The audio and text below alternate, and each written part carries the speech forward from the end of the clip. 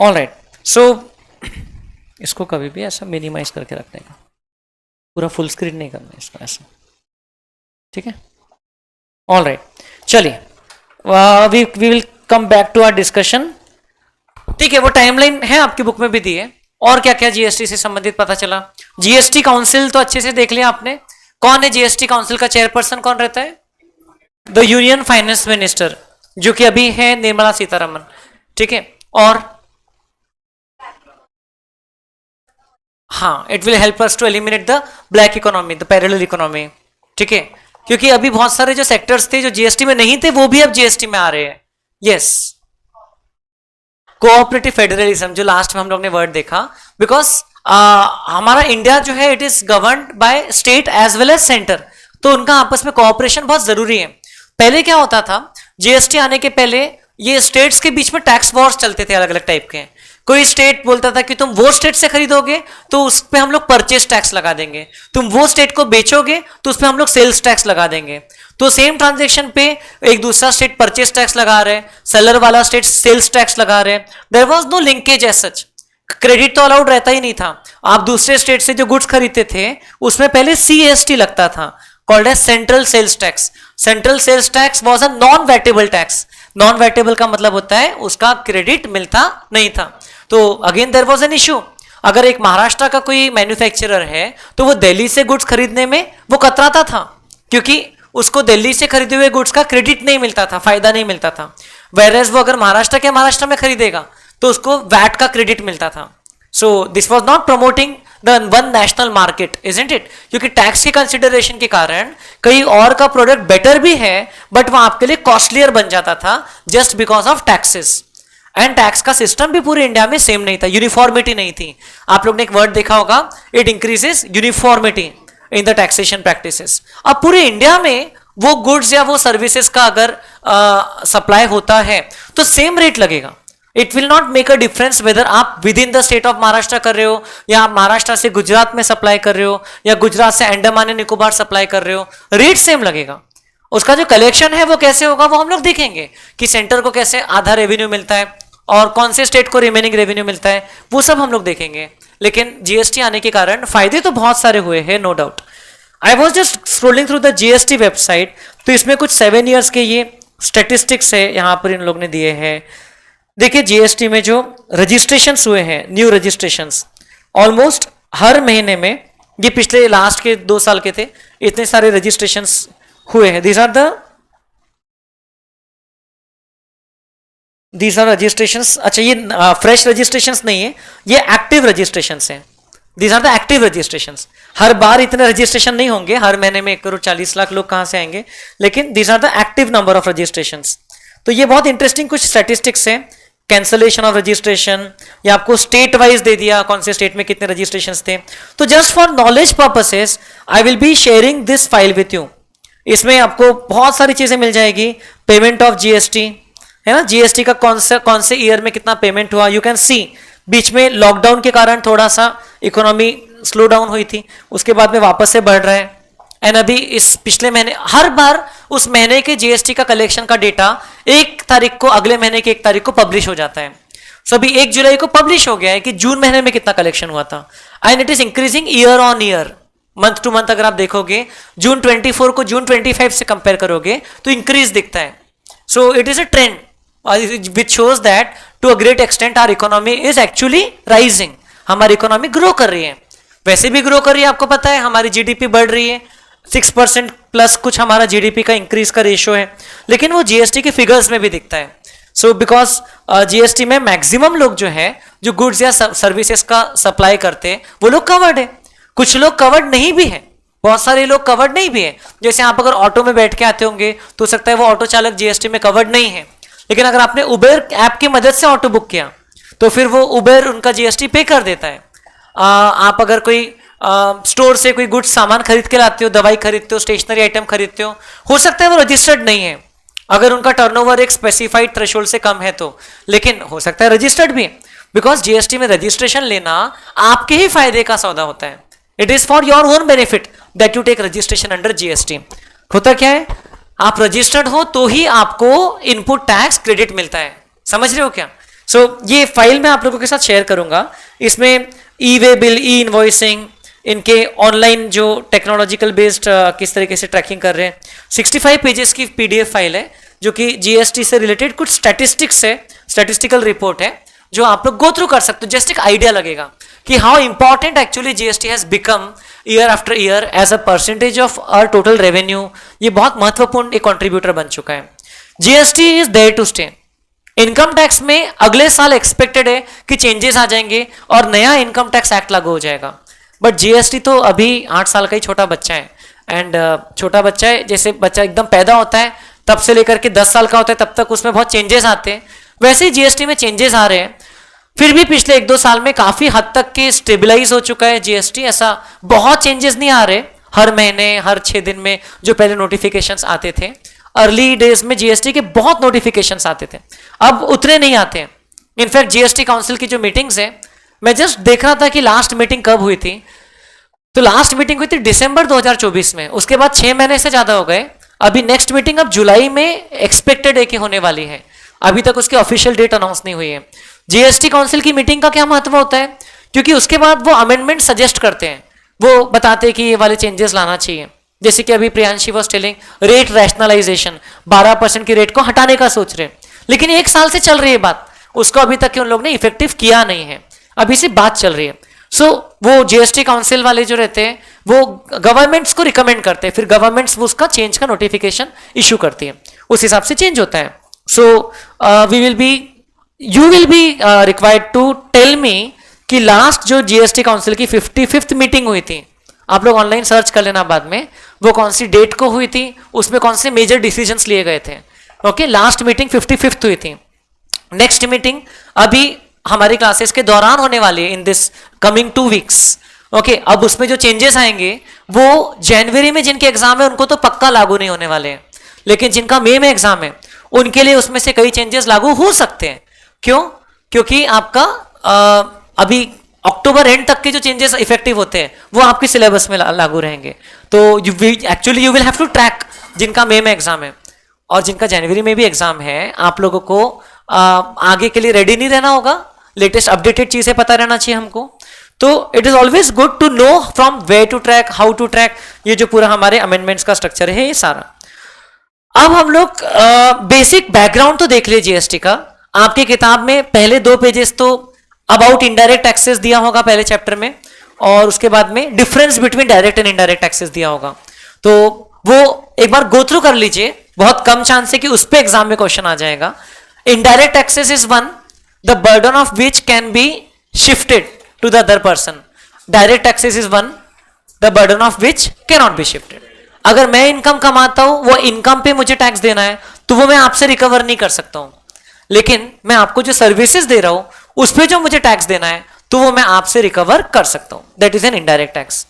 तो जीएसटी इस आपने इसमें भी देखा होगा वीडियो में, बहुत सारे इनडायरेक्ट टैक्सेस को जीएसटी ने रिप्लेस कर दिया है, सबस्यूम कर दिया है बोलते हैं। Many indirect taxes have been subsumed under GST.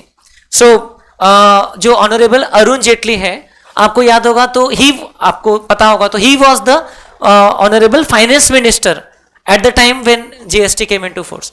तो अरुण जेटली जी ने तब बोला था कि 23 टैक्सेस एंड 17 सेसेस, सेस मतलब tax on tax, have been subsumed under GST. वो जो राज्यसभा और लोकसभा में डिस्कशंस चलते थे तो बहुत ही हीटेड डिबेट्स होते थे। अपोजिशन नहीं चाहती थी कि गवर्नमेंट जीएसटी इतने इजीली ला ले, क्योंकि गवर्नमेंट को पूरा क्रेडिट मिल जाता था, एंड जो कि गवर्नमेंट तो ले ही लेगी, क्योंकि भले ही इसमें मोदी जी ने बोला कि सारे पास्ट एंड प्रेजेंट सारे पार्टीज का भी इसमें रोल रहा है, सब रहा है, लेकिन उस दिन जो जीएसटी का लॉन्च का मीटिंग ये रहेगा, इवेंट रहेगा, उसमें तो मोदी जी बटन दबा रहे हैं ना, या तो जो प्रेसिडेंट है उनके हाथ से करवा रहे, लेकिन क्रेडिट तो मिल रहा है। जीएसटी को भी एसोसिएटेड विथ मोदी जी, कि मोदी जी ने जीएसटी लाया, मोदी जी ने डिमोनेटाइजेशन करवाया, मोदी जी ने लॉकडाउन के वक्त जो चेंजेस करवाए। So we associate this with him, but then not the whole credit goes to him and neither whole blame should go to him. जो पूरा जीएसटी को लेकर के जो दिक्कतें भी है, because GST is actually governed bye GST council, जिसमें सारे स्टेट्स के जो रिप्रेजेंटेटिव्स हैं वो मेंबर्स होते हैं, सारे लोग इसमें वोट करते हैं जीएसटी काउंसिल में जो मीटिंग होती है। अब इसमें कौन कौन से डिसीजन के फेवर में वोट कर रहा है, कौन अगेंस्ट में, वो बात पब्लिक में बाद में नहीं आती है, वो उनके इंटरनल मैटर होता है। लेकिन जब एटलीस्ट 2/3 लोग तैयार होते हैं, अग्री करते हैं, तभी जीएसटी काउंसिल का जो डिसीजन है वो आगे बढ़ता है। अगर आपको मैं शॉर्ट में बताऊं तो जीएसटी काउंसिल में जो वोटिंग होती है उसमें ऐसा शेयरिंग होता है, सेंट्रल गवर्नमेंट का एक वोट होता है जिसका 1/3 का वेटेज रहता है, और स्टेट गवर्नमेंट के 31 या 32 वोट्स होते हैं, एक सेंटर की तरफ से भी रहेगा यूनियन टेरिटरीज को रिप्रेजेंट करते हुए, जिसका 2/3 का वेटेज रहता है। वेटेज, अब इसको हम लोग वेटेज लगा करके कैलकुलेट करते, वेटेड वोट कितना हो गया एग्रीगेट। अगर ये 75% या उससे ज्यादा हो जाता है तो वो रिजोल्यूशन पास हो जाता है इन द जीएसटी काउंसिल। और अगर उससे कम रहा, जैसे कि यहां पर देखो, सेंट्रल गवर्नमेंट तो चाहती थी कुछ हो जाए, लेकिन स्टेट गवर्नमेंट्स के पास में भी पावर है। अगर बहुत सारे स्टेट गवर्नमेंट्स ने बोला कि नहीं करना है, तो सिर्फ 15 लोगों ने बोला कि we can go ahead with it, तो फिर इसका जो टोटल है वो 75% नहीं बना। सो देयरफॉर इसको बोलते हैं कोऑपरेटिव फेडरलिज्म, मतलब जहां पर स्टेट गवर्नमेंट्स का भी वोट में शेयर होता है, उनका भी वोट मैटर करता है। जीएसटी काउंसिल का पूरा जो डिसीजन मेकिंग है वो एंटायरली सेंटर के हाथ में नहीं है, बिकॉज जीएसटी का जो भी डिसीजन लेंगे, रेट चेंज भी करेंगे, तो उसका इंपैक्ट सेंटर के रेवेन्यू पे भी पड़ेगा, स्टेट के रेवेन्यू पे भी पड़ेगा। कोई भी टैक्स से सीजीएसटी लगेगा तो उसके साथ साथ एसजीएसटी भी लगेगा। सो देयरफॉर इस तरीके से वोटिंग होती है। अब आपकी किताब में अगर आप देखो, ये देखिए, ये चैप्टर नंबर ए है, इसमें पेज नंबर 3 पे ये आपको डिटेल में सारा कुछ दिया हुआ है कि जर्नी ऑफ जीएसटी क्या थी, है ना। 2004 में केलकर टास्क फोर्स, जिसका नाम आप लोग ने पहले वीडियो में देखा था, तो उन्होंने ये आइडिया दिया था जीएसटी आना चाहिए। फिर 2007-8 में उस समय की यूनियन फाइनेंस मिनिस्टर चिदम्बरम ने बोला था कि 1 अप्रैल 2010 से लागू करेंगे। इंडिया में इतना बड़ा, इंडिया की जैसी बड़ी इकोनॉमी में इतना बड़ा टैक्सेशन रिफॉर्म लागू करना कोई मामूली बात नहीं है, इसलिए तब बोला गया था, लेकिन अभी लागू नहीं हुआ। उसमें बहुत सारा पॉलिटिकल विल लगता है, गवर्नमेंट को रिस्क लेना पड़ता है, बिकॉज बहुत सारे लोग तो नाखुश होंगे। यू ब्रिंग एनी चेंज, आप एक फ्लाईओवर भी बनाओ लोगों के भले के लिए, लेकिन टेम्पररी इनकन्वीनियंस तो होगा लोगों को, so people will oppose, and always in a democracy there will be opposition, नहीं वरना डिक्टेटरशिप हो गई। डेमोक्रेसी में आप कुछ करने जाओ, लोग अपोज तो करेंगे विथ वेस्टेड इंटरेस्ट और विथ वॉट एवर इंटरेस्ट, तो मतलब जेन्युइन इंटरेस्ट भी रह सकता है किसी का कि हमको इसके कारण ये दिक्कत हो रही है। जीएसटी आया तो लोगों को क्या तकलीफें हुई, ये वीडियोस में कहीं आपने वो तकलीफें नहीं देखा, लेकिन मैंने आपको बुक में एक छोटा सा पैराग्राफ दिया है, कंसर्न्स अबाउट जीएसटी। लोगों को अपने सॉफ्टवेयर में चेंजेस करना पड़ा, लोगों की documentation, record keeping, invoice mechanism, सारी चीजें चेंज हुई। पहले चैप्टर में टुवर्ड्स द एंड आपको एक पैराग्राफ मिलेगा जो कि आपके सिलेबस में नहीं है, लेकिन मुझे लगा कि आपको दोनों एंगल से चीजें पता रहना चाहिए। जस्ट नोइंग कि हाँ GST is a goody thing, a good and simple tax, ये सब पढ़ के जाओगे आप इंटरमीडिएट में, I mean articleship practical training में, और वहां जाके देखोगे अरे यहाँ तो जीएसटी को हर कोई गाली दे रहा है, तो थोड़ा सा चीजें मिसमैच हो जाएगी। सो जीएसटी इतना भी सही नहीं है जितना बताया जा रहा है, but still much better than the earlier tax system. इसके पहले क्या था, इसके पहले का जो टैक्स सिस्टम है वो बेटा ऐसा था। सेंट्रल गवर्नमेंट एक्साइज ड्यूटी लगाती थी मैन्युफैक्चर ऑफ गुड्स पे, सेंट्रल गवर्नमेंट सर्विस टैक्स लगाती थी सर्विसेज पे। तो पहले कैप्स की सर्विसेज पे सर्विस टैक्स लगता था। जब मैं स्टूडेंट था तो मैंने सर्विस टैक्स पे किया था। I remember it was just 8.24% back then. ये रेट भी बड़ा आपको थोड़ा अजीब लग रहा होगा, 8.24 एक ऐसा रेट होता है टैक्स का, लेकिन 8% प्लस 8% का 3% ऐसा रेट था। फिर वो रेट बढ़ा करके 10.30% किया गया था, फिर वो रेट बढ़ा करके 12.36% किया था, सर्विस टैक्स का ही बता रहा हूं। फिर वो रेट बढ़ा के 14% किया था, फिर 14.5 किया था, फिर 15 किया था। आखिरी में जो सर्विस टैक्स का रेट था एक साथ के पहले वो 15% था, जिसमें 14% सर्विस टैक्स था, आधा % कृषि कल्याण सेस था, कृषि कल्याण सेस, और आधा % स्वच्छ भारत सेस था। तो ऐसे करके टोटल 15% का सर्विस टैक्स लगता था। फिर जीएसटी आया तो ये सेंटर जो टैक्सेस लगाती थी ये वाली एक्टिविटीज पे, इससे पहले एक्सक्लूसिवली सेंटर का अधिकार था, लेकिन फिर जीएसटी आने से क्या हुआ, स्टेट के साथ में भी रेवेन्यू शेयरिंग करना पड़ा। तो इसके लिए कॉन्स्टिट्यूशन अमेंडमेंट लाना पड़ता था, क्योंकि बिकॉज कॉन्स्टिट्यूशन में सर्विसेज पे टैक्स लगाने का राइट स्टेट्स को दिया ही नहीं था। मैन्युफैक्चर ऑफ गुड्स पे टैक्स लगाने का राइट सिर्फ सेंटर के पास था, स्टेट्स के पास नहीं था। ठीक वैसे ही sale of goods intra state में स्टेट्स के पास राइट था, जो कि जिसपे पहले वैट लगता था, स्टेट वैट, उस पे सेंटर टैक्स नहीं लगा सकती थी। मैं अगर नागपुर से पुणे में कुछ सेल कर रहा हूं तो विद इन द स्टेट हो गया, उसको इंट्रा स्टेट सेल बोलते हैं, तो उस पे पहले वैट लगता था, एम वैट बोलते थे, महाराष्ट्र वैट। ऐसे हर एक स्टेट का अपना अपना वैट एक्ट था, जितने स्टेट्स हैं इंडिया में उतने वैट एक्ट्स थे। नाउ द प्रॉब्लम वाज कि I as a professional chartered accountant from Maharashtra cannot go and start giving advice to company in Chhattisgarh. हम लोग इंटरनल ऑडिट लिए गए थे छत्तीसगढ़, इवन हम लोग तमिलनाडु भी गए थे। सो वहां पर हमको वहां का वैट एक्ट स्टडी करना पड़ा, वहां का कुछ अगर हमको कंक्लूजन पे आना है तो, बिकॉज यहां का नॉलेज डायरेक्टली वहां काम नहीं आएगा। डेफिनेशन ही अलग अलग थी। ये वैट में सबसे इंपॉर्टेंट तो गुड्स होता है ना बेटा, तो गुड्स की डेफिनेशन जो महाराष्ट्र के वैट एक्ट में है और जो छत्तीसगढ़ के वैट एक्ट में है वो भी सेम नहीं थी। सो मतलब among the various states there were so many differences within the taxation laws. तो वैसे एक लॉ था सीएसटी का, सेंट्रल सेल्स टैक्स, जो कि inter state sale of goods पे लगता था। सीएसटी का क्रेडिट नहीं मिलता था, वैट का क्रेडिट मिलता था, लेकिन वैट का क्रेडिट सर्विस टैक्स वालों को नहीं मिलता था, वैट का क्रेडिट वैट वालों को मिलता था। So there were lot of this complications in the earlier tax system. इसको बोलते हैं हम लोग multiplicity of taxes, multiple taxes थे। समझ पा रहे हो क्या? Then entertainment tax, luxury tax जो कि स्टेट गवर्नमेंट लगाती थी। अगर होटल का किराया 1000 रुपीज पर डे से ज्यादा रहता था तो उसमें लग्जरी टैक्स लगता था। मूवी टिकट्स पे एंटरटेनमेंट टैक्स लगता था। अब तो जीएसटी लगता है सारी चीजों पे। Entry taxes, there was something called as LBT, local body tax. अगर गुड्स महाराष्ट्र नागपुर के बॉर्डर्स के बाहर से नागपुर में आ रहे हैं तो उसमें लोकल बॉडी टैक्स लगता था। मतलब इतने टैक्सेस, इतने कॉम्प्लिकेशंस, एक प्रोफेशनल को इतने सारे चीजों को लेकर के अपडेटेड रहना पड़ता था। अगर आप एक मैन्युफैक्चरिंग का एक फैक्ट्री चला रहे हो तो आपको एक्साइज भी पता रहना चाहिए, सर्विस टैक्स का भी आपको स्कोप समझना चाहिए, वैट भी समझना है, सीएसटी भी समझना है, एंड जो बाकी के टैक्सेस है वो तो फिर अगर आपका इंपोर्ट एक्सपोर्ट से रिलेटेड काम है तो कस्टम्स ड्यूटी भी समझना है। कस्टम्स ड्यूटी अभी भी है, लेकिन ऐसे बहुत सारे जो टैक्सेस थे ये काफी हद तक के जीएसटी में सब्ज्यूम हो चुके हैं। कुछ गुड्स पे या कुछ सर्विसेज पे अभी भी पुराने टैक्सेस लगते हैं। ओके, जैसे कि टबैको, पेट्रोल, पेट्रोल पे जीएसटी अभी तक के नहीं आया है। टबैको पे जीएसटी आ गया है लेकिन पुराने टैक्सेस भी लगते हैं, एक्साइज ड्यूटी अभी भी लगता है। सो वो खास है। अगर आपको देश को बहुत कंट्रीब्यूट करने की इच्छा हुई तो आप सबसे पहले पान ठेले वाले को कंट्रीब्यूशन देना अपना, उससे टबैको खरीदना, तो उसमें 2 जगह टैक्स जाएगा।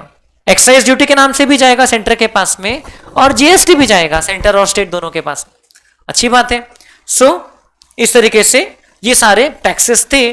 तो जैसे आपने वो चार्टर्ड अकाउंटेंट के बेचारे का वो रोना रोना सुना था आपने, क्या रो रहा था वो, कि मुझे पहले महीने में 20 दिन अलग अलग डिपार्टमेंट जाना पड़ता था, एक्साइज ड्यूटी के लिए अलग डिपार्टमेंट, वैट के लिए अलग department, and so on. It was a fact, है ना, ये बड़ी प्रॉब्लम थी।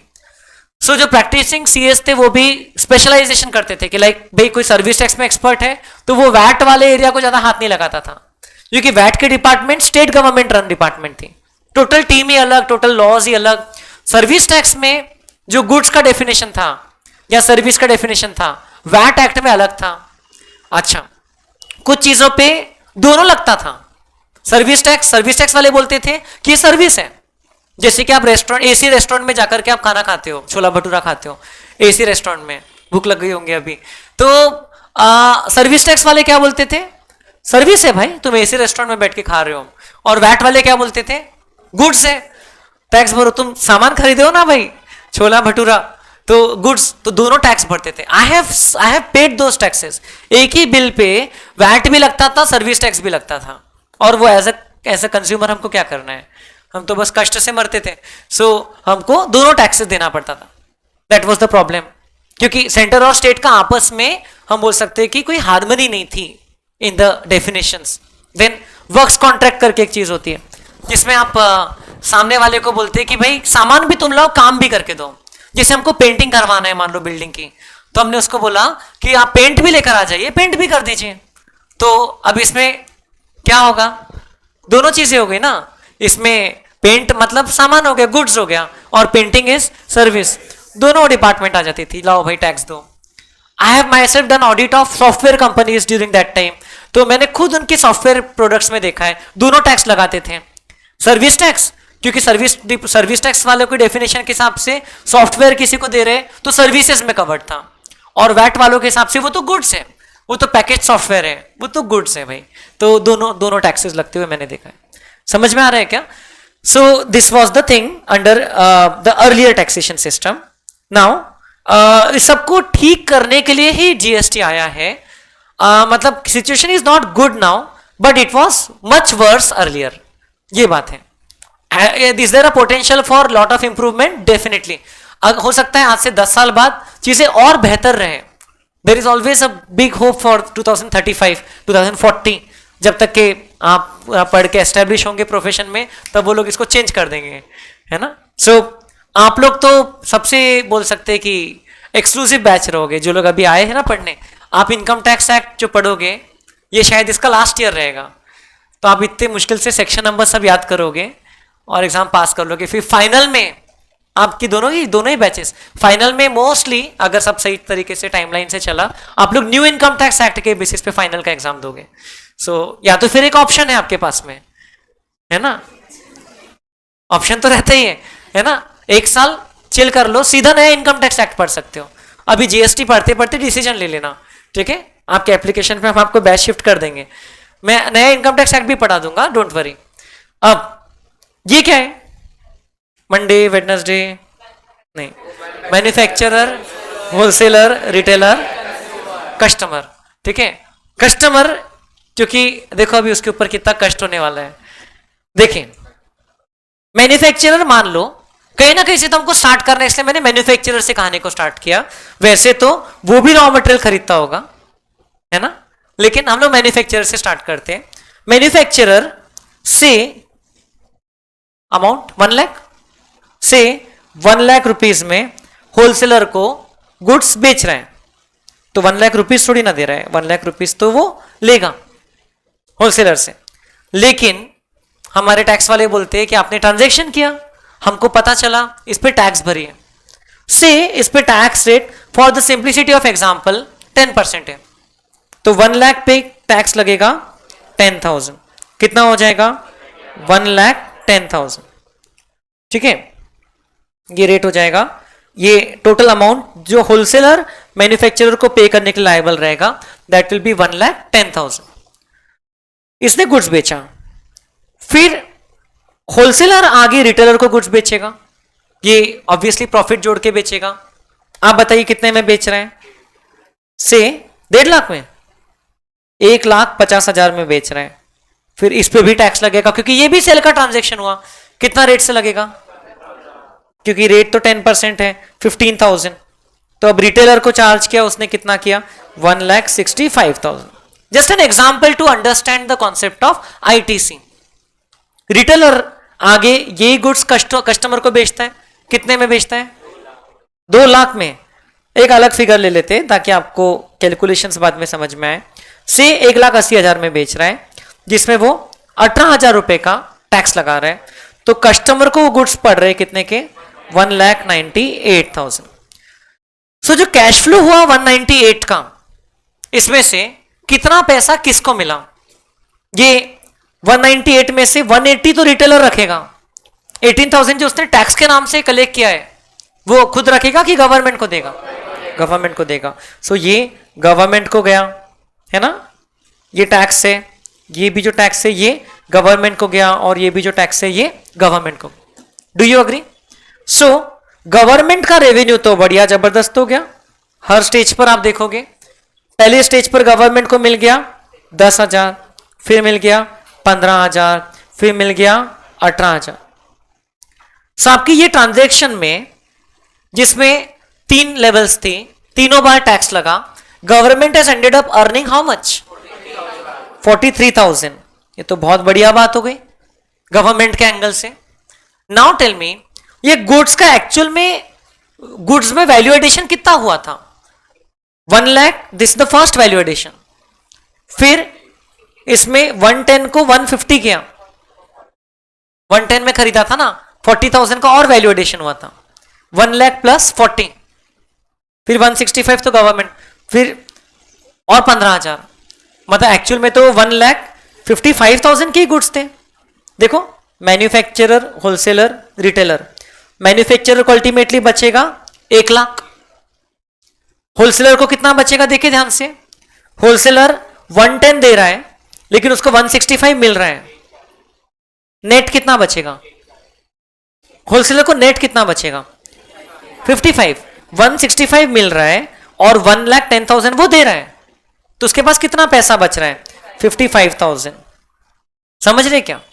वैसे ही जो रिटेलर है, रिटेलर, अच्छा ये एक 55,000 में से भी तो होलसेलर को 15,000 किसको देना है, गवर्नमेंट को देना है, तो एक्चुअल में उसके पास बचेगा सिर्फ 40,000।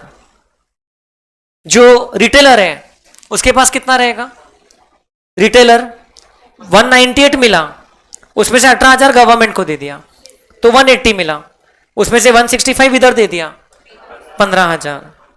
समझ रहे हो क्या? अब इसका टोटल लगाइए आप, ये चारों आंकड़ों का टोटल कितना होता है 1,98,000। What is this 1,98,000? This is the cost to the consumer. Consumer को 198 का पड़ा था, ये उसी का ब्रेकअप है कि गवर्नमेंट को मिल रहा है उसमें से 43,000 और जो तीनों स्टेजेस में लोगों को मिल रहा है दैट इज 1,55,000। अब आप देखिए एक्चुअल में परसेंटेज ऑफ टैक्स कितना लगा। कहने को तो टैक्स रेट 10% था लेकिन एक्चुअल में कितना लगा जरा बताइए, 43,000 एज अ परसेंटेज ऑफ 1,55,000। ये परसेंटेज कैलकुलेट कीजिए, 43 अपॉन 155, 27 पॉइंट। तो effective percentage of tax which the consumer is paying it is very high, 27% से ज्यादा है, जबकि यहां कहने के लिए रेट क्या था 10%। तो ये सिस्टम में होता है प्रॉब्लम ऑफ, जो आपने वर्ड यूज किया था स्टार्टिंग में, cascading effect. This is called as the cascading effect. तो इसमें क्या हो रहा है कि वही वैल्यू एडिशन पे मल्टीपल टाइम्स टैक्स लग रहा है। ये 1 लाख पे टैक्स कितनी बार लगा बेटा, ये 1 लाख पे टैक्स 3 बार लग गया। फिर ये जो इसने 40,000 ऐड किया था उस पे टैक्स यहां भी लगा, यहां भी लगा। आपने जो वैल्यू एडिशन किया है ना, देखो आपका जो पहला टैक्स है 10,000 का, वो टैक्स कितने पे लगा है, वो टैक्स लगा है ऑन 1 लाख, तो वो 1 लाख पूरा का पूरा वैल्यू एडिशन था। दूसरा जो टैक्स है 15,000 का, वो कितने पे लगा है ऑन 1,50,000। 1,50,000 का ब्रेकअप क्या है, 1,50,000 में 1 लाख का तो ओरिजिनल वैल्यू था, उसमें 10,000 का टैक्स था जिस पे और टैक्स लग रहा है। ये भी कैस्केडिंग इफेक्ट का एक पहलू होता है कि टैक्स ऑन टैक्स, और फिर एक वैल्यू एडिशन था 40,000 का, फिर 18,000 टैक्स लगा कितने पे ऑन 1,80,000। इसका अगर हम लोग पूरा ब्रेकअप करें रूट लेवल पे तो 1 लाख पे टैक्स लगा, फिर वो 10,000 भी उसमें इंक्लूडेड है, फिर 40,000 का वैल्यू एडिशन, फिर 15,000 का टैक्स, अभी 165 तक पहुंचे, फिर उसमें और 15,000 का वैल्यू एडिशन। ऐसा करके ये टोटल हमको मिला 1,80,000। समझ रहे क्या? So this is called as tax on tax और multiple taxes, cascading effect of taxes. इसमें प्रॉब्लम क्या है, इसमें ये तो प्रॉब्लम है ही, ये 1 लाख पे 3 बार टैक्स लगा तो 2 बार एक्स्ट्रा है, ये 40,000 पे 2 बार टैक्स लगा, एक बार ठीक है लेकिन दूसरी बार एक्स्ट्रा है। समझ रहे हो क्या? 15,000 नीचे वाला ठीक है, और क्या प्रॉब्लम है, ये टैक्स पे तो टैक्स एक भी बार नहीं लगना चाहिए, ये जो टैक्स पे टैक्स लग रहा है ये तो पूरा ही प्रॉब्लम है। दिस ऑल जो मैंने आप ये जो मार्क किया है, ये जो पॉइंट्स है, उसके कारण कैस्केडिंग इफेक्ट क्रिएट हो गया, जबकि एक्चुअल में टैक्स लगना चाहिए था 1,40,000 एंड 15,000 पे। तो एक्चुअल में जब 10% का रेट बोल रहे हो तो 1,55,000 का जो वैल्यू एडिशन हुआ है उस पर टैक्स लगना चाहिए था टोटल मिला के 15,500। तो अगर सिस्टम ऐसा रहा जहां पर आईटीसी अलाउड नहीं है तो हम लोग बोलते हैं कि there is lack of transparency, in the system, transparency नहीं है। समझ रहे हैं क्या? So this is the background. ITC अगर रहता है, नहीं रहता है तो ये प्रॉब्लम्स होते हैं, ट्रांसपेरेंसी नहीं रहती है, कस्टमर पे बहुत इफेक्ट पड़ता है, लोग टैक्सेस को इवेड करने की कोशिश करते हैं, ट्रांजेक्शन्स को छुपाते हैं, ब्लैक मनी से काम होता है जो कि रिकॉर्ड पे नहीं रहता है, एंड ऑब्वियसली कैस्केडिंग इफेक्ट बहुत बड़े लेवल पे होता है। सो इससे इकोनॉमी को कोई फायदा नहीं हो रहा है।